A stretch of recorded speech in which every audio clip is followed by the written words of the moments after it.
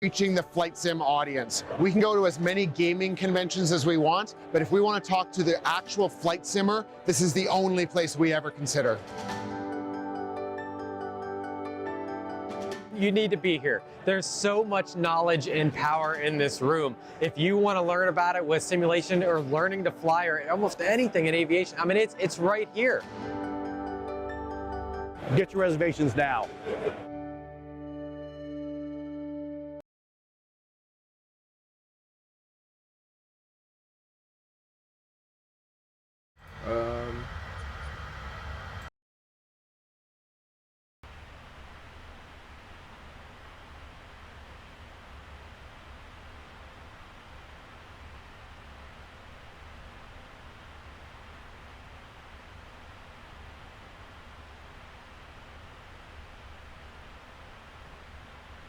Okay, everyone, so let's welcome the first guest of the day.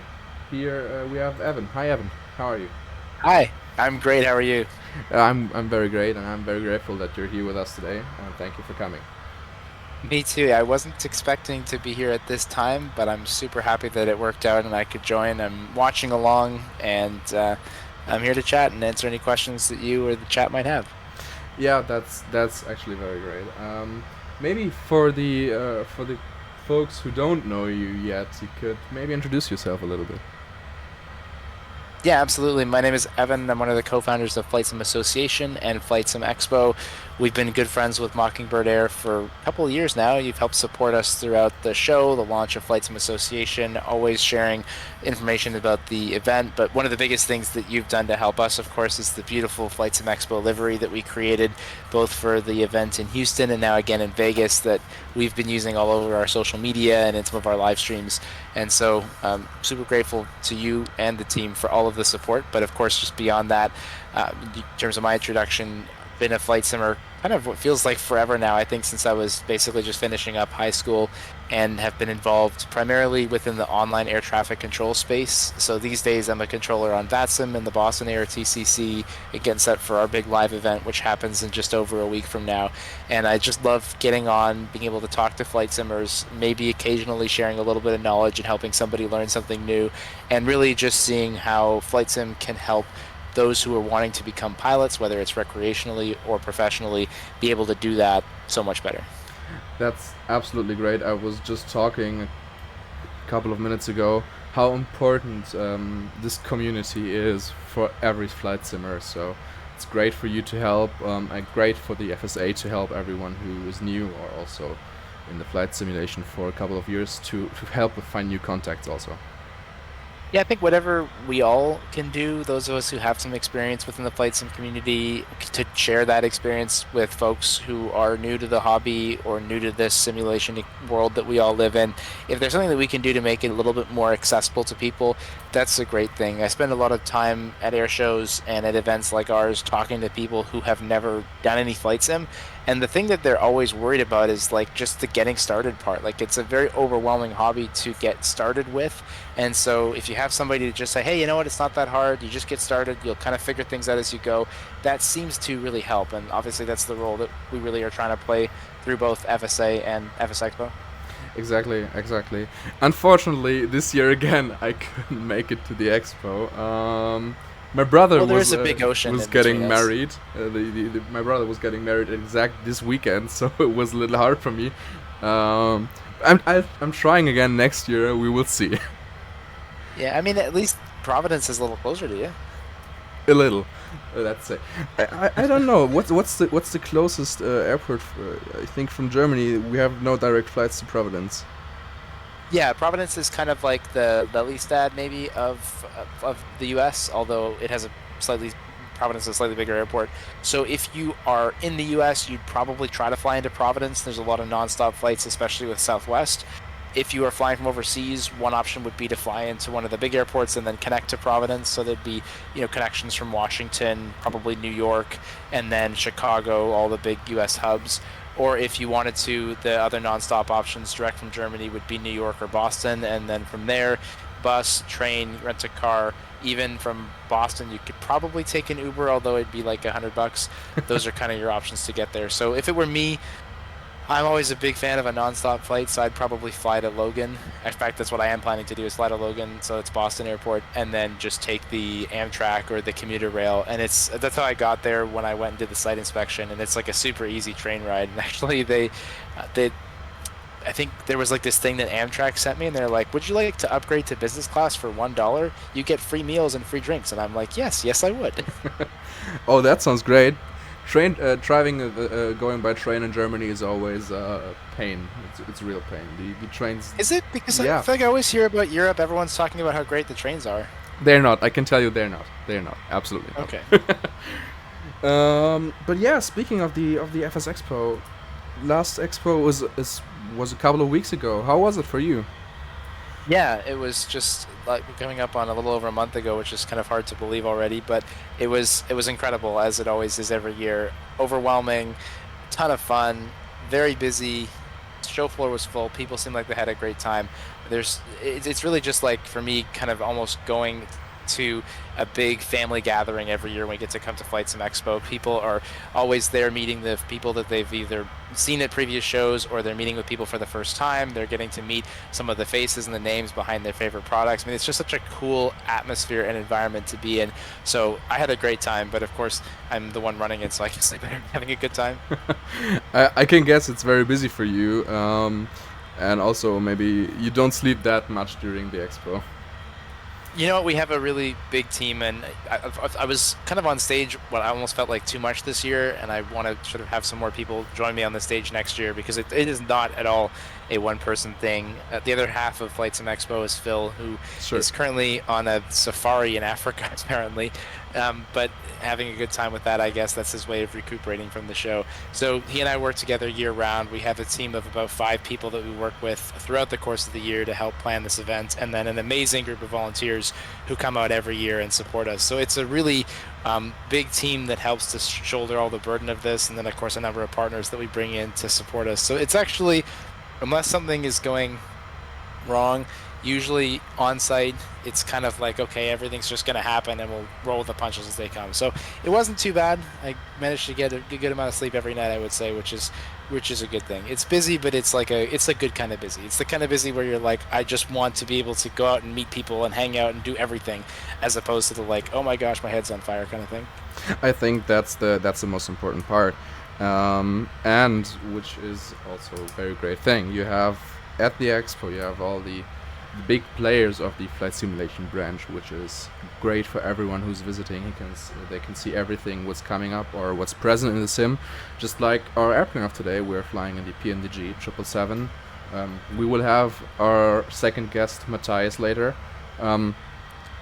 So yeah, you can see everything, you can test everything, and that's what I like about the show.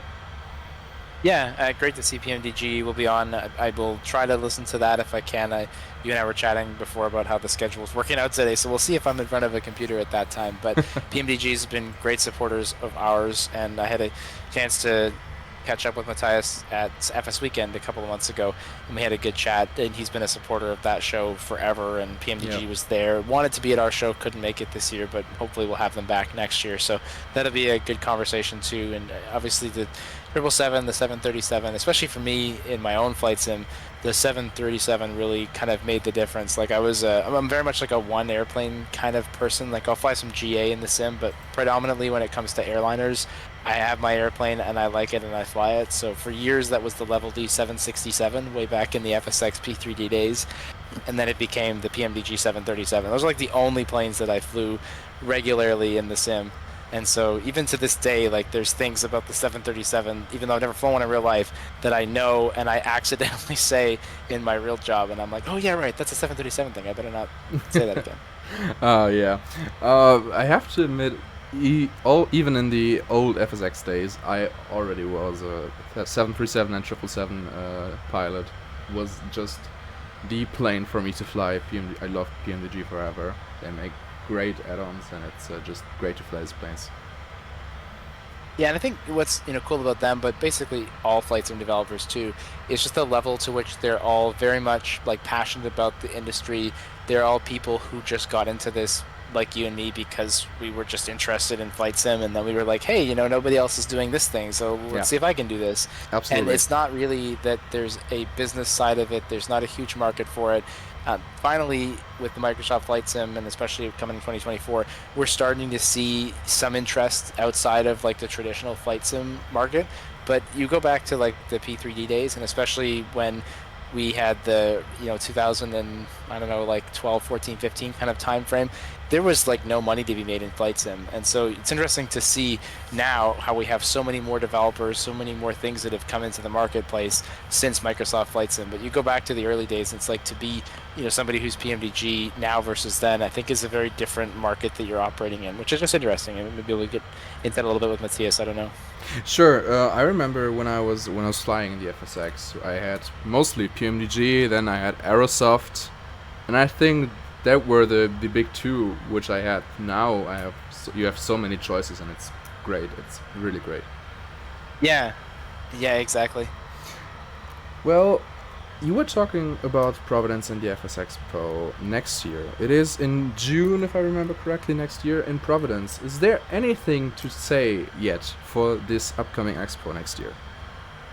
Probably not a ton, other than where it is and when it is, which I think you've covered. You can find, if you want, some of the details about the show at flightsimexpo.com. Right now we have a lot of our stuff from 2024 on there, but the dates and location for 25 are up, and I'm actively working right now with Phil and a few others on all of our hotel and travel stuff for 2025. So the dates are June 27th to 29th, 2025 at the Rhode Island Convention Center in Providence. That is like right downtown in a very nice, we might call it a smaller town, but it's a very decent sized area. I mean, you're basically just inside of Boston, maybe a 45-minute drive from Boston. You've got the ability to walk around, tons of restaurants, a lot of local, really good local food. The beach is right there. And then you've got the ability to have a number of different hotel options. So we'll have our main hotel right attached to the convention center. That's the Omni downtown Providence. But then if people want to stay at a Marriott because they've got their Bonvoy points, they can do that. There'll be a Hilton. There'll be a few different options for people right in and around the convention center. And of course, if you wanted to stay somewhere else, you could totally do that as well. So that's kind of nice. It gives people a little bit more flexibility than we've had in previous events. Once we get the hotel and travel stuff on the website, which is typically September, October type time frame. After that, you'll see registration opening in December. We'll start to be reaching out to our partners about sponsorships and exhibitor opportunities, and we typically announce the initial list of exhibitors in about March. So usually for somebody, especially if you're coming overseas, about September, October, that's kind of the time you want to be thinking about booking, or at least that's the time that you'd want to start. You'd probably just a little bit early to do anything just yet, but we'll have all that stuff coming up soon. And for folks from Europe, I think it's easy to get anywhere personally, but I think this year, being that we're on the East Coast, you can fly into Boston, you can fly into New York, or if you want to take a connecting flight, you can go right into Providence. Very easy to get to. We make the whole experience, or we try to make the whole experience super straightforward, so you can just fly in, come to the show, and then if you need to, head back home. It is really nice indeed, because when I think the last expo was in Las Vegas, before that we had Houston, and there before we had San Diego, if I remember correctly. So now Providence, it's really nice also for maybe some people who want to come from Europe. It's not that big of a journey. Yeah, although I always I have to make fun of Europe at least a little bit here, because the shows that I've been to in Europe, so Cosford, FS Weekend, and the Aero, which is in Friedrichshafen, and I'll pick on that one because you're from Germany as well. Yeah. So to get to Friedrichshafen, I had to fly to Frankfurt, take a connecting flight. It dumps you out at this tiny airport. There's nobody around. Nobody speaks English. And then there's a train station, which is nice, but it's across the way, and it doesn't take card. It only takes cash, which fortunately I had euros. But I'm like, okay, I've now taken 2 airplanes, this train, to this small town, and then I walked from there. And I'm like, I had to do all that, and then everyone is complaining to me that Vegas is hard to get to. Come on. Don't worry about that. Even we Germans are making fun of our connections here in Germany. That's normal here. But I liked the train, though. I actually thought it worked out really well. Then you were lucky at this day, because, as I told you, the trains in Germany is a little difficult. Okay, I guess so. But I'm just saying, it's, FS Weekend, I loved Lelystad. It was a great event. It was amazing to have the event in a museum. But same thing, it was you fly to Amsterdam, you take a train. I love that at least they in Amsterdam, they built the airport perfectly because they got the train station right in the airport, which, like, why haven't we all thought of this? Brilliant. That's correct. And then you take the train right into the downtown city center of Lelystad, and then the hotel's there. But it's just like, it's not that hard to get to these places. You just put some effort into it. That's correct. I'll be actually participating in FS Weekend next year, so maybe we nice. will catch up to each other. Yeah, that'd be awesome. You're gonna go? I'm planning.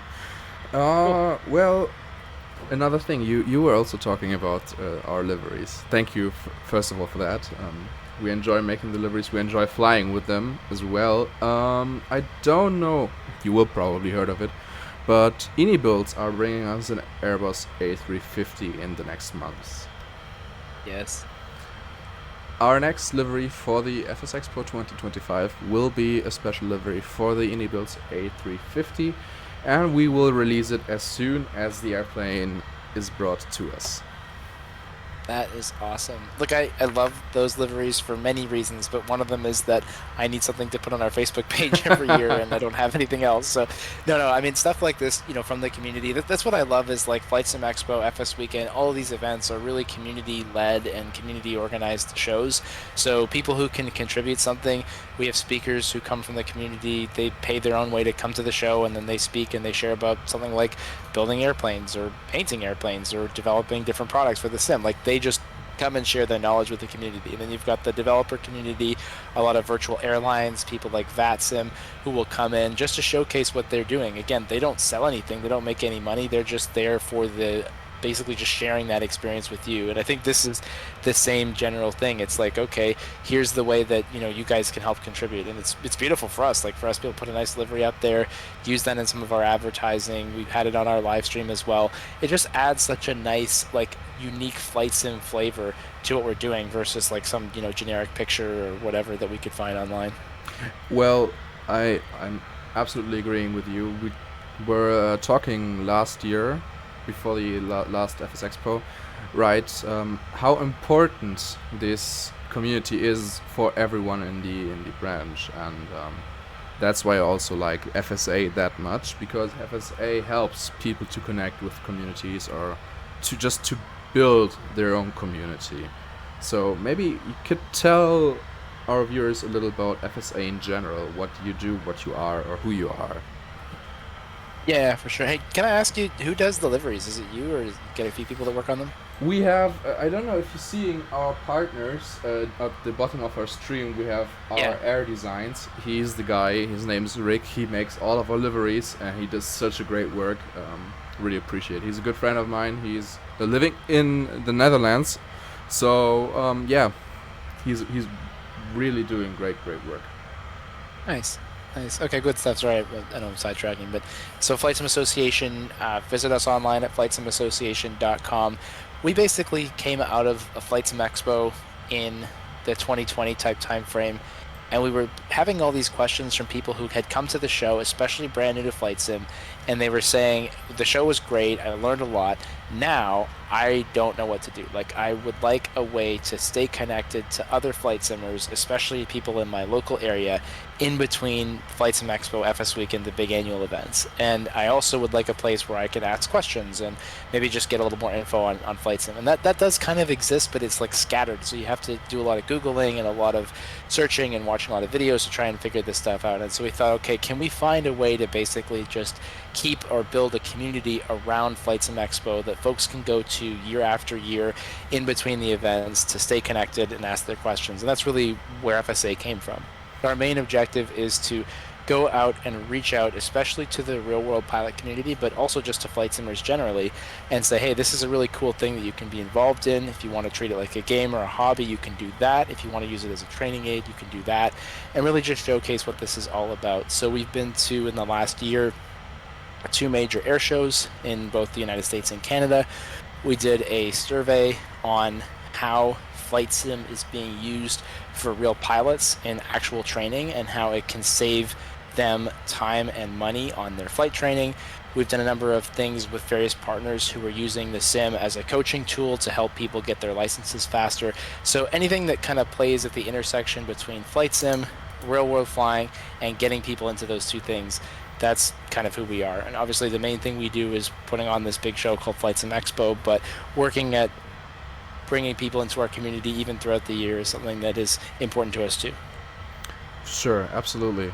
Well, for everyone who now thinks that's a hell of information, we will later put this talk on our Twitch and on our YouTube, so everyone can have a look on it. And if they have any questions, they can contact us always. And I think they can contact you via the FSA as well.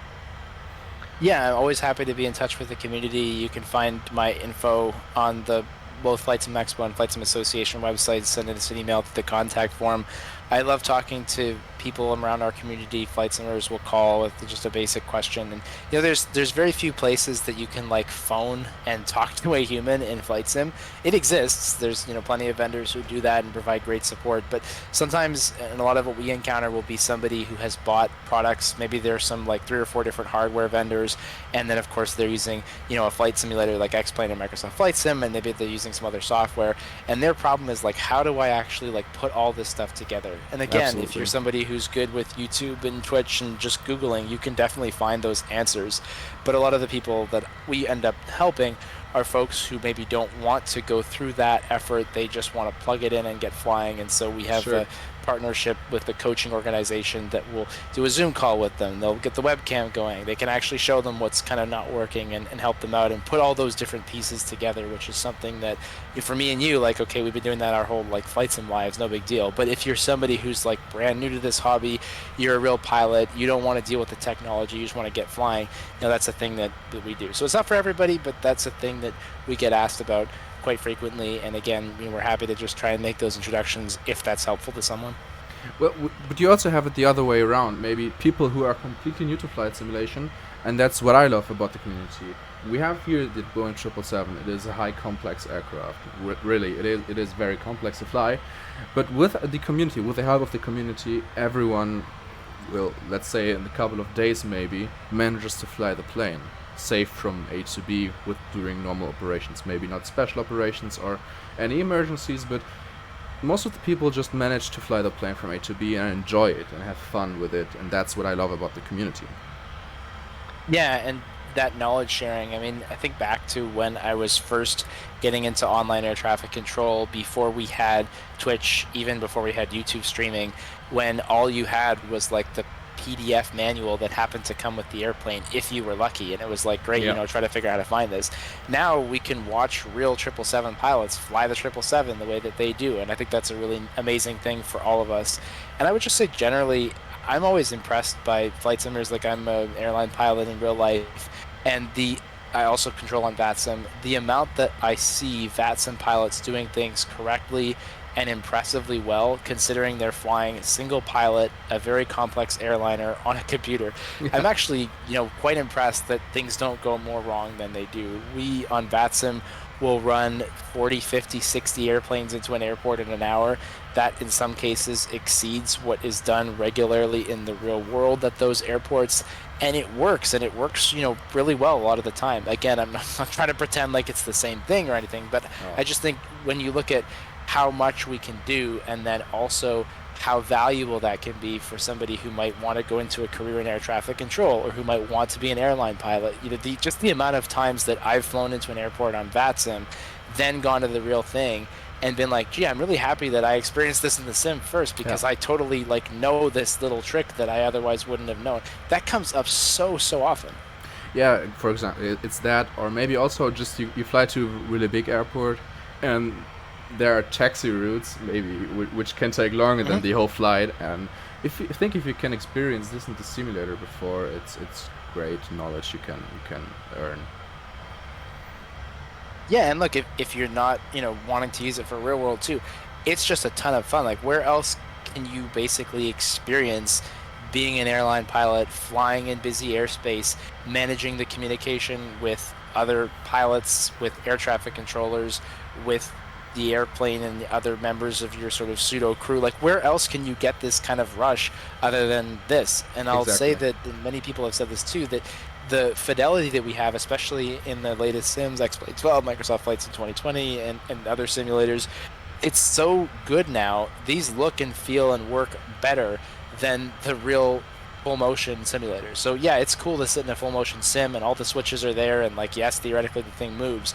But for me, like to sit in a, I don't know, wraparound kind of monitor or a VR headset and be in Microsoft Flight Sim, the visuals are better, the experience is better. Like if you're going to try and do this for fun, you have a better system at home than what airline pilots are using to train for, because Absolutely. our simulators aren't used for visuals. They're there for us to practice engine failures. Yours is there to look good. I know. I was visiting several full flight sims around my area here at Düsseldorf and also Cologne. And we also had a collaboration once with the European Flight Academy from Lufthansa. We were visiting Frankfurt and visiting their simulators. It was a great experience, but then you look outside of the window of the simulator and you compare it to your sim at home. It's two worlds. Yeah, and then again, like putting in VATSIM and bringing in other kind of elements to the experience, like the different virtual airline stuff that we have, and different programs like to be able to have passenger simulation and stuff for ground crew, right? Like all of this stuff is missing from the sort of quote unquote real simulators, and I think we have a really amazing online environment that we've lucky enough to have as a flight sim community. There's VATSIM, there's Pilot, there's a few different options, but I think that stuff generally is just really cool. Absolutely. I mean, we are online on VATSIM right now. Unfortunately, we didn't have any controllers until now, but I think when we arrive to Germany later, we will have some approach controllers. Yeah, and I mean, that, whatever. That's the thing with VATSIM, of course, is you never know when folks are going to be online, but it is what it is. Yeah, sure. Well, you are... Sorry, wait a second. Okay, we talked about the last expo, we talked about the next expo. One question from our side as Mockingbird Air to you. I just told you we are making a livery for the A350. Is there any particular aircraft you would like to see flying around in the FSA Expo colors? Oh. I honestly, my initial reaction is like I should put that out to the community in a little poll or something in Discord one day, but I don't know. I think we've done a lot of the heavies, which they always look good. But maybe it's time to give our narrow body friends some love. I don't know what would be a good one, but I mean, something a little smaller. I would love to see, it's just a general thing, I'd love to see a good A220 for flight sim, because we don't seem to have one yet, I don't think. That's correct. We had the 737-700 for Houston. Yeah, we did the 7.8 right this year for Vegas. Correct. And I'm planning with the A350, but we can also do a second one, because that's what I was asking you. If you'd like, you can make you can ask on your server, and then tell us what the viewers want, and we can totally make that happen. That'd be kind of fun. I should make like a GA version too. Like you can make a little 172, and you can put a little sticker on it. That's also maybe not that of a bad idea. I mean, the smallest airplane we have now is the Cirrus SR-22 for the Mockingbird Air Academy. That'd be kind of cool, actually, doing a GA one maybe. Might be an interesting thing for us to have. We obviously have a big GA community and a lot of real pilots who recognize that. That might be fun. That'd be kind of fun. Yeah, I think there would be the two most used airplanes are probably the Cessna 152 or 172 and the Cirrus SR-22. Yeah, that would be. I think that'd be a good idea, if we're gonna do two. But you could also save it for 2026. Well, we can do that as well. I have noted that on my. I have noted that, and we will look what is possible for that. How about you? Do you have any favorite airplanes? Anything you think should be in there for the future? Let me tell you something. I cannot wait to get my hands on the first A380, whichever will be released. Whether it's indie builds or fly-by-wire, I cannot wait to fly this big airplane in my sim for the first time. Yeah. That'd be cool. I know it's an airplane that's going away, but the 747 would be kind of fun too. I don't know who makes a good one for the sim, but like even the 400 would be kind of neat.